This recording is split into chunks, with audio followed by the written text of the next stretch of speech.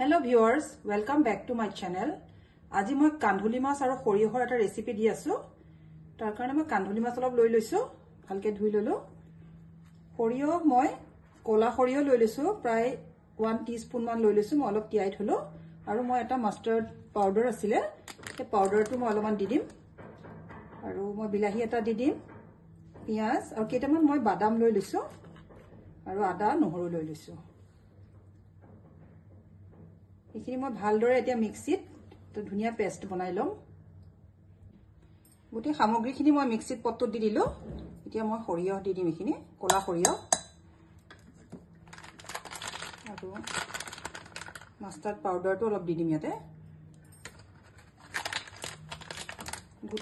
গোটা সৰিয়হ ললেও হ'ব, একো নাই, অলপ তিয়াই ললেই হ'ল। এতিয়া মই এইখিনি ভালদৰে এটা পেষ্ট বনাই লম।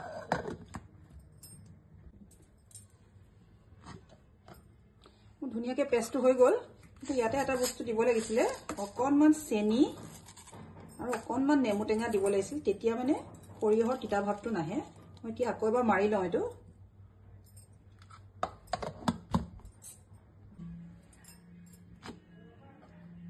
এতিয়া মোৰ হৈ গল। এতিয়া মই মাছকেইটা ফ্ৰাই কৰি লওঁ, হালধি নিমখ অলপ সানি লওঁ ইয়াতে।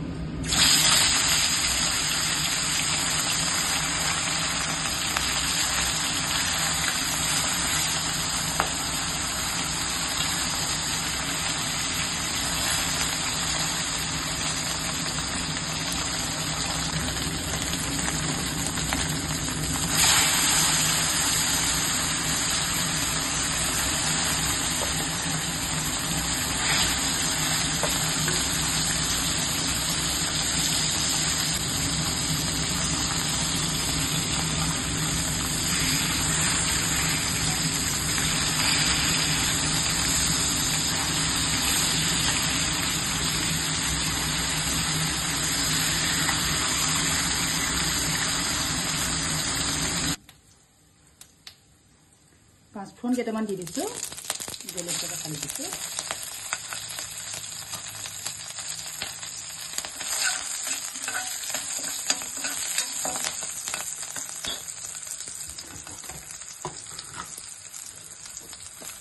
অকমান ৰেড চিলি পাউডাৰ দি দিছো কালাৰৰ কাৰণে।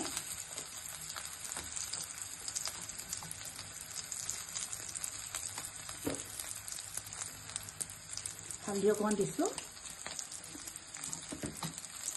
এতিয়া মই বনাই লোৱা পেষ্টখিনি দি দিম ইয়াতে।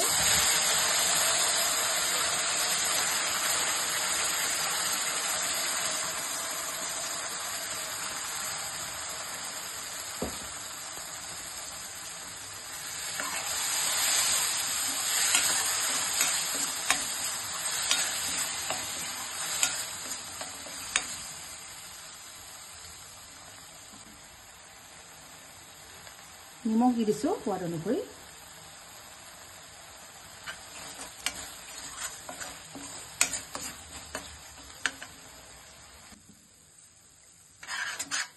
মোৰ ফ্ৰাই হৈ গল। এতিয়া মই অলপমান পানী দি দিওঁ।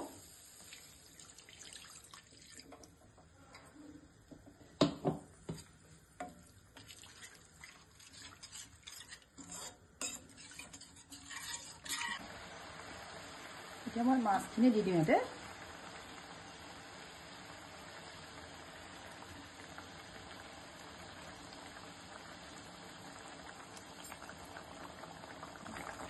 মোৰ প্ৰায় হৈ গৈছে। মই এতিয়া কেইটুকুৰামান নেমু ইয়াতে দি দিছো, স্মেলটো বৰ ভাল আহে, আৰু অলপ ধনিয়া পাত দি দিছো।